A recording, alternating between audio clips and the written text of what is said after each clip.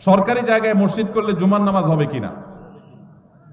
সরকারি জায়গায় যদি মসজিদ করেন জুমার নামাজ হবে কিনা? উত্তর হলো জুমার নামাজ তো হয়ে যাবে, কিন্তু সরকারি জায়গা মসজিদ বানাবার জন্য আপনি অবশ্যই যথাযথ কর্তৃপক্ষের অনুমতি নেবেন, নিয়মতান্ত্রিকভাবে মসজিদ করবেন।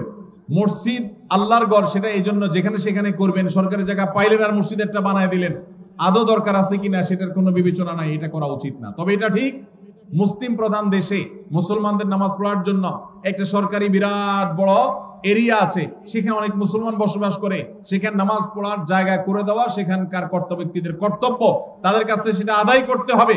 কিন্তু তাই বলে আপনি চাইলেন আর খেয়াল খুশি মতো যেখানে সেখানে মসজিদ করে নিলেন, এটা করা যাবে না। সরকারি জায়গা না, শুধু অন্য কারোর জায়গাতে এরকম মসজিদ করা উচিত না। তবে যদি করেন কেউ, সেই জায়গায় নামাজ আদায় করলে নামাজ হয়ে যাবে, কিন্তু নিয়মতান্ত্রিক ভাবে মসজিদ আদায় করতে হবে, বানাইতে হবে।